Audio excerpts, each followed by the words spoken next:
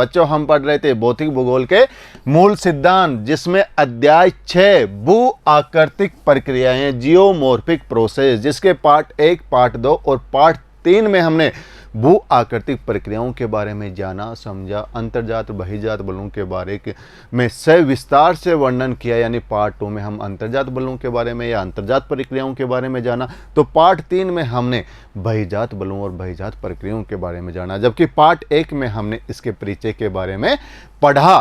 तो बच्चों हम चलते हैं इसी श्रृंखला में आगे की ओर। पार्ट 4 किसके बारे में? अपक्षय के बारे में, वेदरिंग के बारे में। तो बच्चों हो जाइए तैयार, अपनी पाठ्य पुस्तक, नोटबुक, पेन और पेंसिल लेके देखते हैं अपक्षय क्या होता है, वेदरिंग क्या होता है। अपक्षय को अंग्रेजी में कहते हैं वेदरिंग। यानी हमने इसकी कई बार चर्चाएं की कि अपक्षय किसे कहते हैं, कि यानी जो चट्टानें होती है वो भौतिक और रासायनिक कारणों से अपने स्थान पे टूट फूट जाती है, विघटन हो जाती है, तो उसे हम क्या कहते हैं? उसे हम अपक्षय कहते हैं। इसके 3 प्रकारों के बारे में चर्चा करेंगे। फिजिकल वेदरिंग भौतिक अपक्षय, केमिकल वेदरिंग रासायनिक अपक्षय और बायोलॉजिकल वेदरिंग जैविक अपक्षय के बारे में, इसके प्रभाव के बारे में पढ़ेंगे, इसके महत्व के बारे में पढ़ेंगे।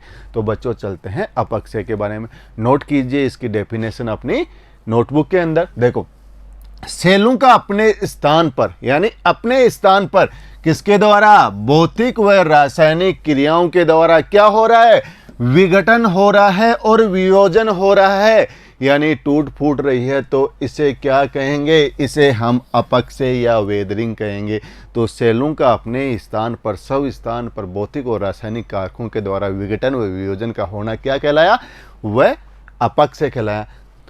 इसको 2 भागों में यहाँ पे मैंने दिखा रखा है कि कौन कौन से। अभी मैंने 3 की चर्चा की थी, 3 प्रकार से हैं, फिजिकल, केमिकल और बायोलॉजिकल। फिजिकल वेदरिंग भौतिक अपक्षय, और ये यहाँ दिखा रखा है रासायनिक अपक्षय। भौतिक अपक्षय में हम तापमान, दबाव, इनके बारे में चर्चा करेंगे, जबकि रासायनिक अपक्षय के अंदर हम ऑक्सीडेशन, कार्बोनेशन, हाइड्रेशन यानी कार्बोनीकरण, ऑक्सीकरण, जलयोजन, इनके बारे में आगे हम चर्चाएं करेंगे। अपक्षय को प्रभावित करने वाले कारक, यानी वो कौन से फैक्टर है जो वेदरिंग को इफेक्ट कर रहे हैं, जिनके कारण सेलें अपने स्थान पे या सब स्थान पे टूट फूट रही है। तो इनके बारे में देखते हैं। पहला है सेल की संरचना व संगठन, structure and organisation of rocks, यानी सेलों की संरचना व संगठन कैसा है। हमने सेलों के 3 प्रकार पढ़े थे, आग्नेय चट्टान, अवसादी चट्टान और कायांतीय चट्टान। उनके हमने गुण धर्मों की चर्चा की थी। कोई पारदर्शी होती है, कोई अपारदर्शी होती है, कोई कठोर होती है, कोई मुलायम होती है, कोई रंग में अलग होती है। इस प्रकार से हमने देखा। तो यहाँ हम इस पर ब्रीफली कर लेते हैं। रंध्रपूर्ण व घुलनशील खनिजों वाली सेलों में रासायनिक अपक्षय अधिक होता, यानी ऐसी चट्टानें जो रंध्रपूर्ण हो, पोरस हो, सॉल्यूशन हो यानी घुलनशील हो, तो उनमें किस प्रकार का अपक्षय होता है? उनमें केमिकल वेदरिंग ज़्यादा होता है। कई बार कॉम्पिटिटिव एग्जाम में ये पूछा जाता है कि रंध्रपूर्ण व घुलनशील खनिजों वाली सेलों में किस प्रकार का अपक्षय होगा? भौतिक अपक्षय, रासायनिक अपक्षय या जैविक अपक्षय, उपयुक्त में से कोई नहीं। तो आपको क्या करना है? इनमें रासायनिक अपक्षय अधिक होता है। तो वहीं ऊर्ध्वाधर परतों वाली चट्टानों में यांत्रिक अपक्षय, भौतिक अपक्षय को यांत्रिक अपक्षय भी कहते हैं, वह क्षैतिज परतों वाली चट्टानों में रासायनिक अपक्षय अधिक होता है। बच्चों नोट कर लो, ये चीज़ें आपको मिलने वाली नहीं है कि भौतिक अपक्षय कहाँ ज़्यादा होगा और रासायनिक अपक्षय कहाँ ज़्यादा होगा। यहाँ आपको अलग अलग चट्टानों के द्वारा आपको समझाया गया है कि इग्नियस रॉक्स है, जैसे ग्रेनाइट है, डायोराइट है, फेल्साइट है, बेसाल्ट है, ऑब्सिडियन। फिर सेडिमेंट्री रॉक्स है, अवसादी चट्टान है, conglomerate, sandstone, shale, limestone, dolomite. फिर है मेटामॉर्फिक रॉक्स, यानी कायांतित चट्टान है, स्लेट है, सिस्ट है, सर्पेंटाइन है, क्वार्ट्जाइट है और संगमरमर है। यानी इन चट्टानों में किस प्रकार से अपक्षय होता है। दूसरा देखते हैं भूमि का ढाल, यानी अपक्षय को प्रभावित करने वाला सेकंड फैक्टर या सेकंड रीजन कौन सा है? भूमि का ढाल, यानी भूमि के ढाल के अनुसार भी चट्टानें अपने स्थान पे टूटती है। ये देखो आप, ये क्या दिखा रखा है आपको? ये आपको स्लोप दिखा रखा है। मंद एवं न्यून ढाल वाली भूमि पर तीव्र ढाल वाली भूमि की तुलना में अपक्षय कम रहता है, यानी जिसकी ढाल कम होगी वहाँ पे अपक्षय भी कम होगा, क्योंकि वो गति नहीं करेगी, गति नहीं करेंगे तो उनमें क्या नहीं होगा, विखंडन नहीं होगा। आगे देखते हैं थर्ड में, जलवायु में विभिन्नता। हमने कल भी चर्चा की थी, हमारे जो ग्लोब पे, पूरे विश्व पे हमने अलग अलग जलवायु प्रदेशों में विभाजित किया गया था। किसी को उष्णकटिबंधीय प्रदेश में, किसी को शीतोष्ण कटिबंधीय प्रदेश में, और किसी क्षेत्र को शीत कटिबंधीय जलवायु प्रदेशों में हमने विभाजित किया था। इसी प्रकार हमने पूरे विश्व पे, यानी विश्व के मैप के ऊपर एक डायग्राम के द्वारा आपको दिखाया है कि अलग अलग क्षेत्रों में अलग अलग जलवायु प्रदेश पाए जाते हैं, और इन्हीं अलग अलग जलवायु प्रदेशों में अपक्षय की दर भी अलग अलग होती है। देखो, उष्ण आर्द्र प्रदेशों में, कैसे प्रदेशों में, उष्ण आर्द्र प्रदेशों में, यानी इस क्षेत्र के पास में, भूमध्य रेखा के पास पास वाला क्षेत्र, इसको हमने क्या कहा था, इसको हमने यहाँ से 23.5 डिग्री उत्तर से लेके 23.5 दक्षिण के बीच का जो क्षेत्र था उसको हमने उष्ण कटिबंधीय क्षेत्र कहा था, या क्या कहा था, या ट्रॉपिकल जोन कहा था। और जो भूमध्य रेखा के आसपास का क्षेत्र है, जहाँ पे बारिश ज़्यादा होती है, आर्द्र प्रदेश ज़्यादा रहता है, वहाँ पे कौन सा अपक्षय होगा, वहाँ पे बच्चों रासायनिक अपक्षय ज़्यादा होगा, केमिकल वेदरिंग अधिक होगा। जबकि उष्ण व शुष्क प्रदेश होंगे जहाँ पे मरुस्थल पाए जाएंगे, यानी महाद्वीपों के पश्चिमी किनारों पे, जहाँ पे थार मरुस्थल, सारा मरुस्थल, कालाहारी मरुस्थल, अट्टाकामा मरुस्थल, यानी जो प्रदेश शुष्क होंगे वहाँ पे क्या होगा, तापमान अधिक होगा, दबाव अधिक होगा। तो तापमान की क्रिया हमने किस में देखी थी, हमने उनको फिजिकल वेदरिंग या भौतिक अपक्षय में देखी थी। तो यहाँ पे कौन सा अपक्षय ज़्यादा, रासायनिक अपक्षय अधिक होगा। तो प्यारे बच्चों, यदि आपसे पूछा जाए कि उष्ण व आर्द्र प्रदेशों में किस प्रकार का अपक्षय होता है, तो आपका उत्तर होना चाहिए रासायनिक अपक्षय। यदि आपसे पूछा जाए कि शुष्क प्रदेशों में किस प्रकार का अपक्षय होगा, तो यांत्रिक अपक्षय या भौतिक अपक्षय अधिक होगा। फिर हमने 23.5 से 64.5 के बीच में इसको शीतोष्ण कटिबंधीय क्षेत्र या टेम्परेट जोन का, इधर से ये टेम्परेट जोन या शीतोष्ण कटिबंधीय क्षेत्र लिखना चाहो तो इसे शीतोष्ण लिख लो, इस पूरे को उष्ण कटिबंधीय क्षेत्र लिख लो, और ऊपर के क्षेत्र को पोलर जोन या शीत कटिबंधीय या शीत जलवायु वाले प्रदेशों के बारे में चर्चा की। यानी इस क्षेत्र में जितने भी देश आ रहे हैं वो उष्ण कटिबंधीय देश, इसमें शीतोष्ण कटिबंधीय देश, और इनमें ये देश। वनस्पति का प्रभाव, यानी हम पर्वतीय क्षेत्रों में जाते हैं, या मैदानी क्षेत्रों में जाते हैं, या पहाड़ी क्षेत्रों में जाते हैं, या मरुस्थलीय क्षेत्रों में जाते हैं, तो हमें वनस्पति के अलग अलग प्रकार, उनका अलग अलग घनत्व, उनका अलग अलग वितरण देखने को मिलती है।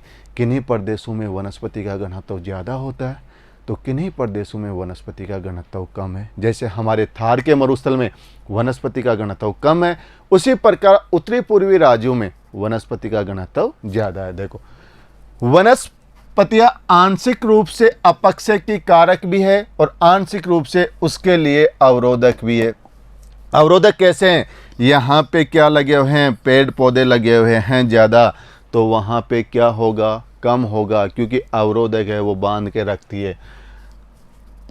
तो वहीं वनस्पति विहीन उष्ण प्रदेशों में सूर्य ताप की अधिकता के कारण अपक्षय अधिक रहता है। अभी मैंने क्या कहा, यानी जो मरुस्थलीय क्षेत्र है वहाँ वनस्पति कम है, सूर्य ताप की मात्रा ज़्यादा है, तो वहाँ अपक्षय ज़्यादा होगा। और कौन सा, यांत्रिक अपक्षय। यदि हम धरातल से ऊपर की ओर देखें तो हमें अलग अलग वनस्पति प्रदेश दिखाई देंगे।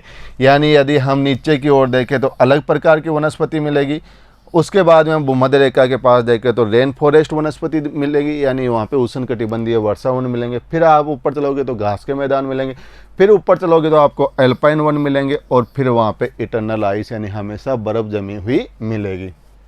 ये देखो अलग अलग क्षेत्रों में, यानी इन क्षेत्रों में जो भूमध्य रेखा के आसपास का क्षेत्र है यहाँ पे वनस्पति क्या है, ज़्यादा है, और इन क्षेत्रों में वनस्पति का विस्तार कम है। बिल्कुल यहाँ पे काई लाइकन वैसी वनस्पति पाई जाएगी। अपक्षय के प्रकार मैंने बताया, 3 प्रकार से हमने अपक्षय को समझाया था।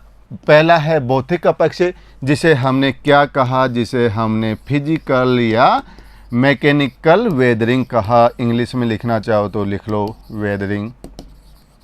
सेकंड है रासायनिक अपक्षय, जिसको हमने केमिकल वेदरिंग कहा, और थर्ड है बायोलॉजिकल अपक्षय, जिसे हमने जैविक अपक्षय कहा। इनकी एक एक करके हम तीनों की सविस्तार से क्या करेंगे, चर्चा करेंगे। भौतिक अपक्षय क्या होता है, रासायनिक अपक्षय क्या होता है, और जैविक अपक्षय क्या होता है। पहला देखते हैं भौतिक अपक्षय।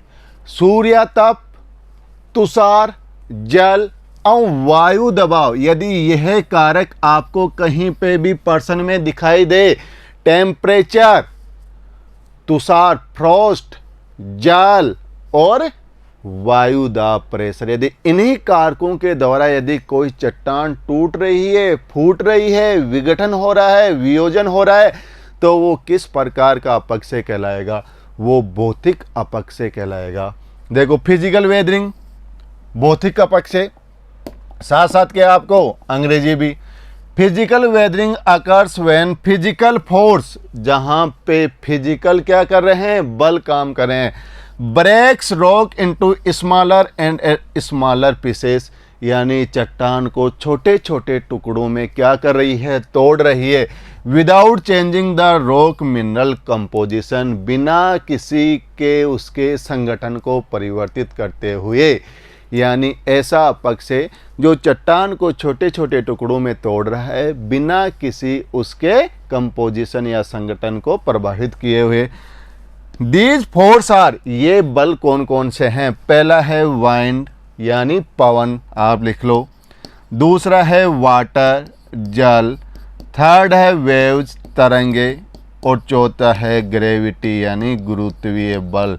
इन्हीं बलों के द्वारा यदि चट्टान क्या हो रही है, टूट फूट रही है, तो किस प्रकार का अपक्षय, भौतिक अपक्षय कहलाएगा। देखो, रेन वाटर कलेक्ट इनमें क्या कर रहा है, यहाँ पे आ रहा है, इस चट्टान को क्या कर रहा है, तोड़ रहा है। यहाँ पे पवन चल रही है, पवन के द्वारा ये क्या है, एक पथरीला भाग है या पथरीली चट्टान है, इस पथरीली चट्टान का ये भाग ऊपरी आवरण क्या हो रहा है, हट रहा है, टूट फूट रहा है, किसके द्वारा, विंड के द्वारा, पवन के द्वारा, तो ये अपक्षय। इस प्रकार से यहाँ पे क्या है, समुद्री भाग है, और ये समुद्री भाग की पवनें कहाँ टकरा रही है, तट को टकरा रही है, और तट को टकरा के तट के किनारे वाले भाग को क्या कर रही है, तोड़ रही है, तो वो क्या, फिजिकल वेदरिंग। भौतिक अपक्षय कंसेप्ट क्लियर बच्चों, आगे चलते हैं। इसमें देखते हैं, पहला है ब्लॉक डिसइंटीग्रेशन, पिंड विच्छेदन, यानी बड़ा सारा एक चट्टान है, उसके भाग के टुकड़े अलग अलग हो रहे हैं, तो उसे कहेंगे पिंड विच्छेदन, ब्लॉक डिसइंटीग्रेशन। देखते हैं गर्म मरुस्थलों में, कौन से मरुस्थलों में, गर्म मरुस्थलों में, जैसे सहारा मरुस्थल किस प्रकार का मरुस्थल है, थार मरुस्थल किस प्रकार का मरुस्थल है, ये हॉट डेजर्ट है, गर्म मरुस्थल है। गर्म मरुस्थलों में सेलों में अत्यधिक दैनिक तापांतर होने से सेलों में दरारें पड़ जाती है, और कालांतर में सेल बड़े बड़े टुकड़ों में विघटित हो जाती है, तो इसे कहते हैं पिंड विच्छेदन। क्या होता है कि यानी जो गर्म मरुस्थल है, सहारा मरुस्थल और थार मरुस्थल, यहाँ पे ये पथरीले मरुस्थल है कहीं कहीं, तो यहाँ पे दिन में जब सूर्य का तापमान क्या होता है, अधिक होता है। जब सूर्य का तापमान अधिक होता है तो चट्टानें क्या करेगी, फैलेगी, और जब रात को वहाँ से तापमान पूरा का पूरा विकृत हो जाता है, और वहाँ पे क्या हो जाता है, तापमान में अचानक कमी आ जाती है। जब तापमान में कमी आ जाती है तो चट्टान की क्रिया क्या होती है, सिकुड़ने की होती है। फिर दिन में तापमान की क्या होती है, अधिकता होती है, रात को फिर न्यूनता होती है। इस प्रकार से ये प्रक्रिया कई सालों तक चलती रहती है, और जब ये प्रक्रिया चलती रहती है तो चट्टान में क्या हो जाता है, दरार उत्पन्न हो जाती है, उसके बड़े बड़े टुकड़े क्या हो जाते हैं, अलग हो जाते हैं, तो उसे कहते हैं पिंड विच्छेदन, ब्लॉक डिसइंटीग्रेशन कहते हैं। यानी ये चट्टानें हैं, ये देखो चट्टानें टूट फूट रही है, अलग अलग चट्टानें टूट रही है, आपको दिखाई दे रहा है कि यहाँ पे ये चट्टानें एक साथ थी, मगर क्या हुआ, यहाँ पे दिन में तापमान की अधिकता हुई, रात की न्यूनता हुई, तो इन चट्टानों में क्या हो गया, दरारें पड़ गई, तो इसे क्या कहा, इसे कहा ब्लॉक डिसइंटीग्रेशन। अंग्रेजी में भी समझ लेते हैं, देखो block, physical weathering, block disintegration. caused by excessive heating and cooling। यानी एक्सेसिव हीटिंग का मतलब होता है अधिकता में तापमान, उष्मा, और अधिकता में ही क्या हो रही है, कूलिंग हो रही है, यानी ठंडी हो रही है। That causes the repeated expansion and contraction। तो इससे क्या हो रहा है, एक्सपेंशन का मतलब विस्तार हो रहा है, कॉन्ट्रैक्शन का मतलब संकुचन हो रहा है, तो इसमें विस्तार और संकुचन हो रहा है। तो rocks leading contraction that creates stress along the joint. तो जब चट्टान है तो उसमें क्या बन रहे हैं, जॉइंट बनने लग जाते हैं, दरार बनने लग जाती है। जब बनती है तो चट्टान ब्लॉक के अंदर, पिंड के अंदर क्या हो जाती है, टूट जाती है। तो इसे क्या कहा गया, पिंड विच्छेदन, ब्लॉक डिसइंटीग्रेशन। बच्चों अगला है अपसल्कन, एक्सफोलिएशन। एक्सफोलिएशन क्या होता है बच्चों, आप सभी प्याज अनियन से परिचित होंगे, सभी प्याज खाते हो। प्याज के ऊपरी आवरण पे छिलके रहते हैं, एक ऊपर का छिलका हटाओ, फिर छिलका हटाओ, फिर छिलका हटाओ, यानी ऊपर वो छिलकों के द्वारा आवृत रहता है प्याज। जैसे हम छिलके हटाते हैं उसी प्रकार से ये चट्टान भी क्या करती है, टूटती है। ये चट्टान क्या हो रही है, ये देखो, ये प्याज की तरह आपको एक चट्टान दिखाई दी है। इस पे क्या होगा, ऊपरी भाग में तापमान की अधिकता होगी, फिर कमी होगी, अधिकता होगी, कमी होगी। तो यानी ये ऊपरी चट्टान की जो परत है, ये ऊपरी परत है, ये प्याज के छिलके की तरह अलग अलग हो जाएगी। और जब ये प्याज के छिलके की तरह अलग होगी तो इसे हम क्या कहेंगे, इसे हम एक्सफोलिएशन या अपसल्कन कहेंगे, या अनियन स्किन वेदरिंग कहेंगे। देखो, सेलों की ऊपरी परत के गर्म व ठंडी होने से सेलों का छिलकों की तरह टूटना अपसल्कन कहलाता है। आ गया समझ में, अपसल्कन क्या होता है, प्याज की तरह छिलके। तुषारी अपक्षय किस प्रकार का, फ्रस्ट वेदरिंग। तुषारी अपक्षय में क्या होगा, ये एक चट्टान है, इस चट्टान में क्या हुआ, तापमान की अधिकता और कमी के कारण क्या हो गए, जॉइंट बन गए। अब इन जॉइंट के अंदर क्या चला गया, जल चला गया। अब जल ये चला गया, और जल चला गया तो यहाँ पे तापमान की क्या हो गई, कमी हो गई। और जब ये तापमान की कमी हो गई तो यहाँ पे जो जल था वो जल क्या हो गया, जम गया, यानी फ्रीज हो गया। जब ये जल फ्रीज हो गया, जम गया, तो ये जल जब जमेगा तो स्थान ज़्यादा गहरेगा, और जब ज़्यादा स्थान गहरेगा तो ये इधर दबाव डालेगा और ये इधर दबाव डालेगा।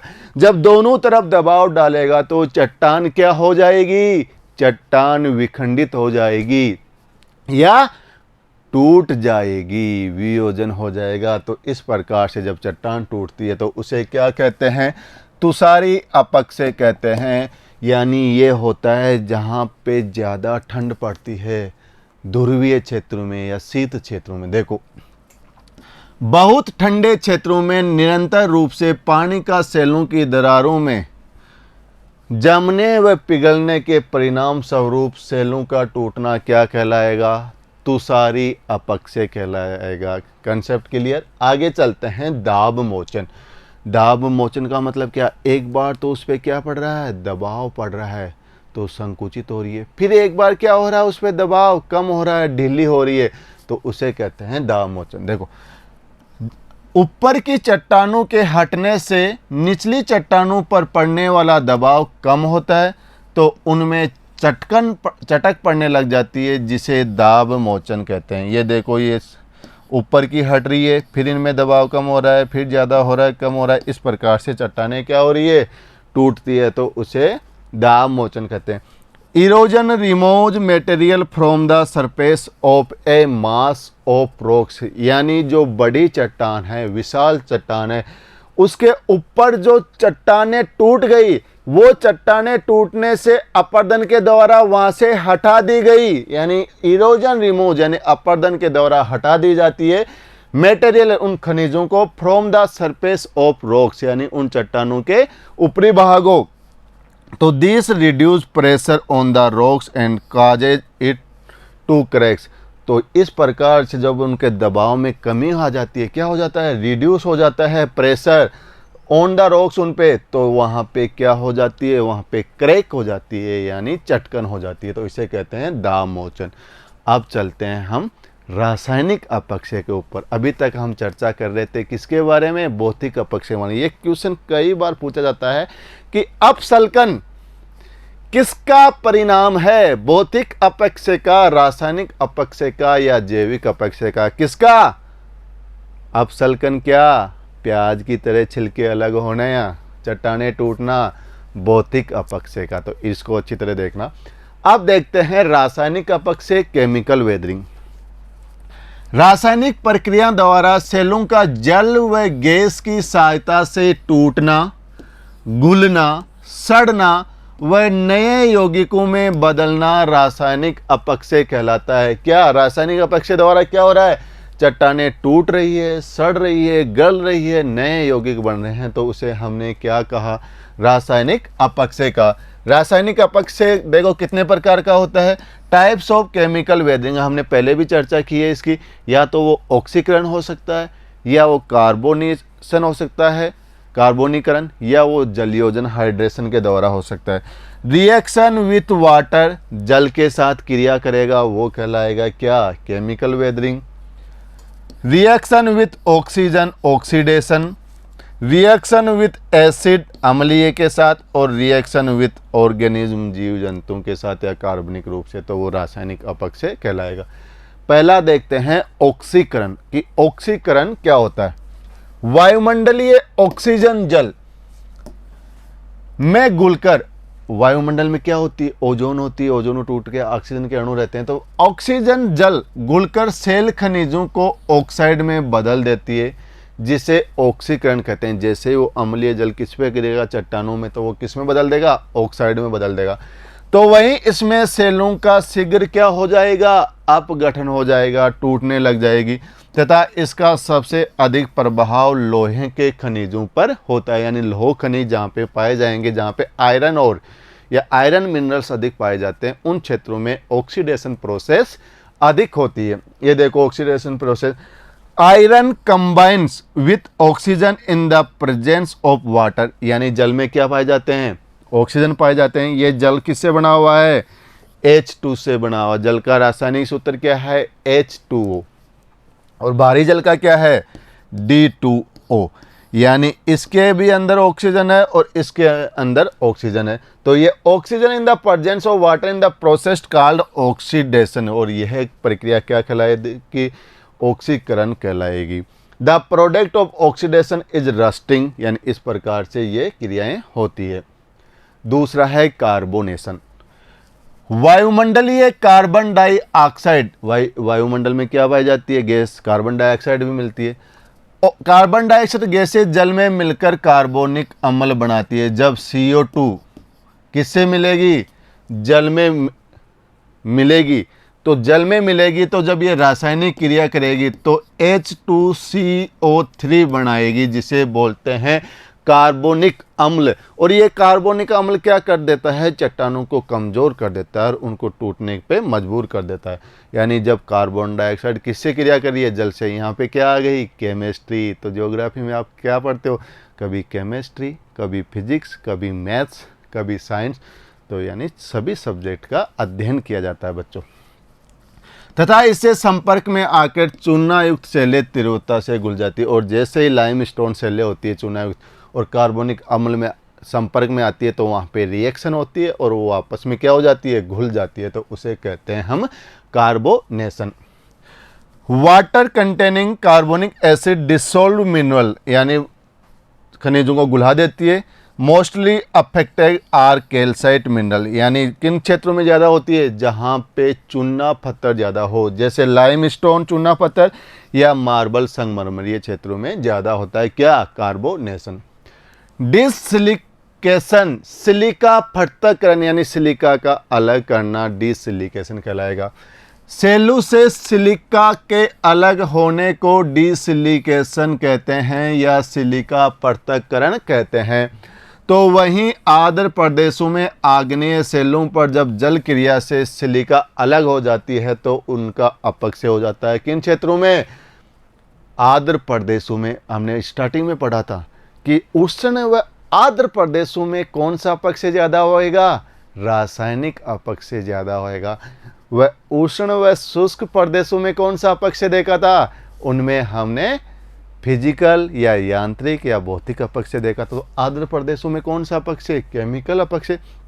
इनमें जो आग्नेय शैलें होती है इन क्षेत्रों में, तो वहाँ पे जल क्रिया के द्वारा सिलिका क्या हो जाता है? अलग हो जाता है। तो इनमें इसे सिलिका पृथक्करण कहते हैं और ये अपक्षय कहलाता है। यानी क्या देखो, mineral weathering and secondary mineral formation कैसे देखो, weathering chemical alteration of minerals, यानी यहाँ पे क्या है? पेरेंट मटेरियल है, यानी मूलभूत चट्टानें हैं। मूलभूत चट्टान कौन सी? प्राथमिक चट्टान कौन सी? आग्नेय चट्टान। और ये डिसलिकेशन वाया वेदरिंग के द्वारा किस में चेंज हो रही है? मृदा के अंदर चेंज हो रही है। आप आगे पढ़ोगे ना मृदा निर्माण, उसमें भी किसका मेन योगदान है? चट्टानों का योगदान है। जब चट्टानें टूट फूट के अंतिम रूप से किस में परिवर्तित हो जाती है? मृदा के रूप में परिवर्तित हो जाती है। यानी parent material primary silicates formed from the igneous metamorphic process, यानी इन चट्टानों के द्वारा। सोइल, यानी ये तो क्या है? प्राथमिक क्रिया। और सेकेंडरी सिलिकेट्स, यानी जो सोइल के अंदर सेकेंडरी सिलिकेट्स पाए जाते हैं, ऑक्साइड पाए जाते हैं, कार्बोनेट पाए जाते हैं, किसके द्वारा? वेदरिंग प्रोसेस के द्वारा। अब देखते हैं हाइड्रेशन या जल योजन। सेल खनिजों में जल के अवशोषण को हाइड्रेशन कहते हैं। सेल खनिजों में जल के अवशोषण को क्या कहेंगे? हाइड्रेशन कहेंगे। तो वहीं बॉक्साइट, फेल्सपार आदि सेलें जल्दी जल सोखती है, जिससे उसका भार बढ़ जाता है और वो क्या हो जाती है? बिखर जाती है। यानी सेल खनिजों में जल क्या हो जाता है? खनिज क्या करते हैं? जल को अवशोषण करेंगे, और जल को अवशोषण करेंगे तो पहले की तुलना में क्या हो जाएगी? वो भारी हो जाएगी, और भारी हो जाएगी तो वो उनका क्या हो जाएगा? बढ़ जाएगा भार, तो वो बिखर जाती है, अलग अलग हो जाती है। तो इसे कहते हैं हाइड्रेशन। देखो हाइड्रेशन किसे कहेंगे? अकर्स वहन water combines with the minerals, यानी वाटर किन के साथ मिल गया? खनिजों के साथ।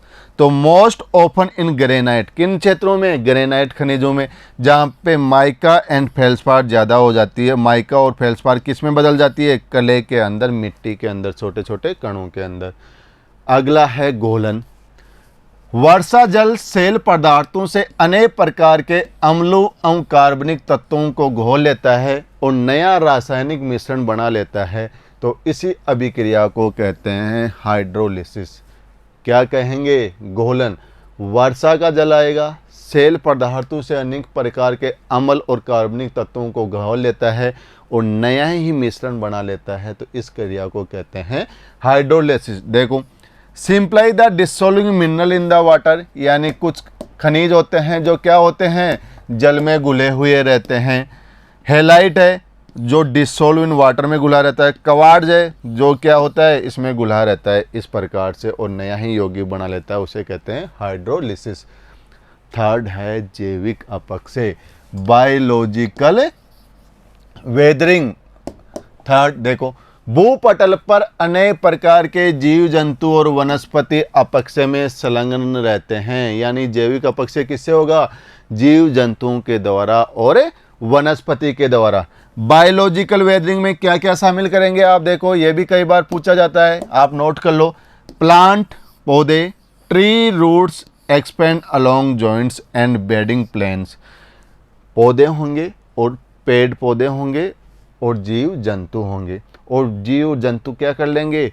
उनके जो जॉइंट्स होंगे, किनके? इन चट्टानों के इन जॉइंट्स के अंदर क्या करेंगे? या तो जड़ें चली जाएगी या जीव जंतु अलग अंदर चले जाएंगे। जब ये जड़ें अलग जाएगी तो जड़ें अलग जाके मजबूती से यहाँ पे जो चट्टानी भाग है उसको ढीला कर देगी। जैसे ही ढीला करेगी तो कुछ समय के बाद में ये क्षेत्र क्या हो जाएंगी? चट्टानें टूट जाएगी। तो उसे क्या कहेंगे हम? अपक्षय कहेंगे। इसी प्रकार ये जीव जंतु भी जहाँ पे जॉइंट्स मिलेंगे अंदर जाके उसको क्या कर देंगे?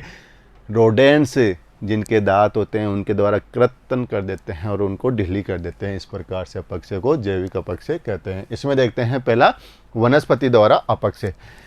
विभिन्न वृक्षों की जड़ें सेलों में प्रवेश कर उनके कणों को ढीला कर देती है, जिसमें सेलें शीघ्र टूट जाती है। यहाँ देखो, ये रूट्स, ये पेड़ है, आपको इस पेड़ की जो ये रूट्स है, जड़ें हैं, इन चट्टानी भाग में अंदर जाके इस भाग को देखो, पूरे के पूरे को क्या कर दिया, ढीला कर दिया, और ये कुछ समय बाद में क्या हो जाएगा, विघटित हो जाएगा, टूट जाएगा। तो इसे कहते हैं वनस्पति द्वारा अपक्षय। सेकंड है जीव जंतु द्वारा अपक्षय, यानी केंचुआ, दीमक, चूहे आदि अनेक जीवों को असंगठित करते रहते हैं।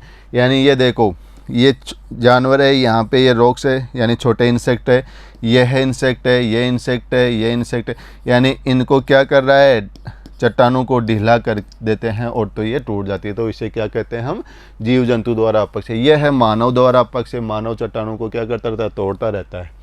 मानव द्वारा अपक्षय मनुष्य की कृषि, खनन व निर्माण क्रियाओं द्वारा अपक्षय होता है। जैसे ये क्या कर रहा है, यहाँ पे खनिज निकाल रहा है या खनन कर रहा है, यहाँ पे वनों को काट रहा है, यहाँ पे मकान बना रहा है। तो इन क्षेत्रों में जब ये कार्य करते हैं तो ये क्या करते हैं, चट्टानों को तोड़ते फोड़ते हैं, जो चट्टानों का क्या होता है, अपगठन होता है। तो इसे कहते हैं मानव द्वारा अपक्षय। तो इस प्रकार से हमने क्या किया, हमने भौतिक अपक्षय को देखा, फिर रासायनिक अपक्षय को देखा, और फिर हमने जैविक अपक्षय को देखा। अब देखते हैं अपक्षय के विशेष प्रभाव क्या क्या पड़ते हैं। देखो, अपसल्कन आपने देखा था कि प्याज की तरह छिलकों को अलग हो जाना, इसकी व्याख्या हम कर चुके हैं। भौतिक अपक्षय प्रक्रियाओं तापीय संकुचन एवं फैलाव तथा लवण के अपक्षय के अंतर्गत खींच जा चुकी है इसकी व्याख्या। अपसल्कन एक परिणाम है, प्रक्रिया नहीं, परिणाम ही है, क्योंकि इसके अंदर टूट फूट के हो गया। अंतिम रूप से सेल या आधार सेल से के ऊपर मोटे तौर पर घुमावदार चादर के रूप में उत्खंडित या पत्रकन होता है, जिसके परिणाम स्वरूप चिकनी एवं गोल सतह का निर्माण होता है। अपसल्कन अबारितकरण एवं तापक्रम परिवर्तन द्वारा प्रेरित फैलाव एवं संकुचन के कारण भी होता है।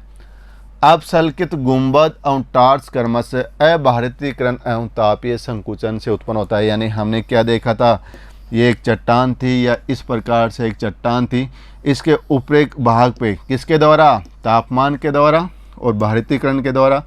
यानी इस चट्टान का जो ऊपरी भाग था ये प्याज के छिलके की द्वारा क्या हो गया था, अलग हो गया था, फिर ये भाग अलग हो जाता है, फिर ये अलग हो जाता है। तो इस प्रकार से चट्टानें टूट फूट के द्वारा अलग होती रहती है।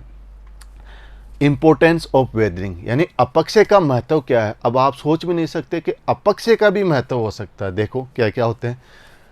अपक्षय प्रक्रियाएं सेलों को छोटे छोटे टुकड़ों में तोड़ती है। जब छोटे छोटे टुकड़ों में तोड़ेगी तो मर्दा का निर्माण किससे होगा, अपक्षय का। तो सबसे पहला इंपॉर्टेंट पॉइंट, मर्दा के निर्माण में योगदान। तोड़ने तथा केवल आवरण प्रस्तन और मर्दा निर्माण के लिए मार्ग प्रस्तुत करते हैं। कौन, अपक्षय। यदि अपक्षय नहीं हो तो मिट्टी का निर्माण भी नहीं होगा। अपितु अपर्दन एवं वर्ध संचलन के लिए भी उत्तरदायी होता है। यानी अपक्षय होगा तभी क्या होगा, अपर्दन होगा। अपर्दन होगा तभी क्या होगा, सोचो आगे, उनका निक्षेपण होगा। और निक्षेपण होगा तो निक्षेपण के बाद में कौन सी चट्टानें बनती है, अवसादी चट्टानों का निर्माण होगा। यदि अपक्षय नहीं होगा तो अपर्दन नहीं होगा, अपर्दन नहीं होगा तो निक्षेपण नहीं होगा, निक्षेपण नहीं होगा तो अवसादी चट्टानें नहीं मिलेगी, अवसादी चट्टानें नहीं बनेगी तो ना कोयला मिलेगा, ना जीवाश्म ईंधन मिलेगा। इसलिए अपक्षय का इम्पोर्टेंस बहुत ज़रूरी है। जैव मात्राओं जैव विविधता प्रमुख वनों एवं वनस्पति की जैन है। वन अपक्षय परिवार की गहराई पर निर्भर करता है। यदि सेलों का अपक्षय न हो तो अपर्दन का कोई महत्व नहीं होता। इसका अर्थ है कि अपक्षय वृद्ध शरण अपर्दन उच्चावच के लघुकरण में सहायक होता है एवं स्थलाकृतियां अपर्दन का परिणाम है। सेलों का अपक्षय एवं निक्षेपण राष्ट्रीय अर्थव्यवस्था के लिए अति महत्वपूर्ण है, क्योंकि यहाँ से मूल्यवान खनिज जैसे लोहा, मैग्नीज, एल्यूमिनियम, तांबा के अयस्कों के समृद्धीकरण एवं संकेंद्रण में सहायक होता है। अपक्षय होगा तभी हमें ये मिनरल्स प्राप्त होंगे। अपक्षय मृदा निर्माण की कोई एक महत्वपूर्ण भूमिका है। यानी मृदा निर्माण के लिए क्या कर रहा है, मार्ग प्रशस्त कर रहा है। अब देखते हैं ये समृद्धीकरण क्या होता है। देखो बच्चों, एक बॉक्स के द्वारा जब सेलों का अपक्षय होता है तो कुछ पदार्थ भूमिगत जल द्वारा, रासायनिक तथा भौतिक निष्कालन के माध्यम से स्थानांतरित हो जाते हैं। क्या? अपक्षय होने के द्वारा, भूमिगत जल के द्वारा, या किसके द्वारा? भौतिक निष्कालन के माध्यम से क्या हो रहे हैं? स्थानांतरित हो जाते हैं तथा शेष बहुमूल्य पदार्थों का संकेंद्रण हो जाता है, एक जगह जम जाते हैं। इस प्रकार के अपक्षय के हुए बिना बहुमूल्य पदार्थों का संकेंद्रण अपर्याप्त होगा। यदि अपक्षय नहीं होगा तो बहुमूल्य पदार्थों का संकेंद्रण नहीं होगा। अपक्षय होगा तो ही बहुमूल्य पदार्थ क्या होंगे? एकत्रित होंगे तथा आर्थिक दृष्टि से इनका दोहन, परिक्रमण तथा शोधन के लिए व्यवहार्य नहीं होगा और इसी को क्या कहते हैं? समृद्धीकरण कहते हैं। आगे देखते हैं वेदरिंग ब्रेक्स इट्स डाउन, यानी हमने जितनी चीज़ें पढ़ी है किसके अंदर? अपक्षय के अंदर, इनको हम एक बार समराइज कर लेते हैं। इसलिए हमने ये क्या लगाया, आपके यहाँ पे एक इमेज लगाई है, यानी इन सभी चीज़ों को समराइज करने के लिए। देखते हैं इसमें क्या क्या दिखाया है और मैंने आपको क्या क्या बताया था। देखो, कितने प्रकार के वेदरिंग बताए मैंने? 3 प्रकार के वेदरिंग बताया। पहला था फिजिकल वेदरिंग, जिसे हमने कहा भौतिक अपक्षय, जल के द्वारा, वाइंड के द्वारा, आइस के द्वारा और ग्रेविटी के द्वारा, यानी जल, पवन, बर्फ और गुरुत्व बल के द्वारा। दूसरा हमने देखा केमिकल वेदरिंग, रासायनिक अपक्षय, जिसमें हमने हाइड्रेशन देखा, जलयोजन देखा, डिसिलिकेशन देखा यानी सिलिका फर्तीकरण देखा, ऑक्सीडेशन देखा, ऑक्सीकरण देखा, और क्या देखा हमने? एसिड रेन के बारे में देखा। तो rust, water, acid rain, desilication. Third देखा हमने बायोलॉजिकल वेदरिंग, यानी जैविक अपक्षय, जिसके अंदर जड़ों के द्वारा, पेड़ पौधे जड़ों के अंदर चले जाते हैं, जड़ें, और यहाँ पे फैल के चट्टानों को ढीला कर देती है। लाइकेन में देखा एनिमल्स और इंसेक्ट इनको चट्टानों को कर देते हैं। और ह्यूमन एक्टिविटीज देखी, जैसे क्यूरिंग देखा, माइनिंग देखा, कंस्ट्रक्टिव देखा। इन चीज़ों के बारे में हमने पढ़ा। फिर अपक्षय के प्रभाव देखे और अपक्षय का महत्व देखा। तो बच्चों, मुझे आपसे पूर्ण विश्वास है कि इस चैप्टर को देखने के बाद आप अपक्षय को अच्छी तरीके से समझ गए होंगे। यदि आपको रात को भी अपक्षय आ जाए तो आप उसको आराम से उसकी विस्तार से व्याख्या कर सकते हैं कि अपक्षय कैसे होता है, किन क्षेत्रों में अधिक होता है, इसके क्या क्या प्रकार है, क्यों होता है, किस काम में आता है। तो बच्चों, आप बार बार इस वीडियो को देखते रहिए। जहाँ समस्या समाधान आए वहाँ पे पॉज कर दीजिए, अगेन सुनिए, अगेन समझिए और अपक्षय के बारे में जानकारी को अपडेट कीजिए और बने रहिए मेरे साथ। हम मिलते हैं अगले वीडियो में। Thank you and have a nice day.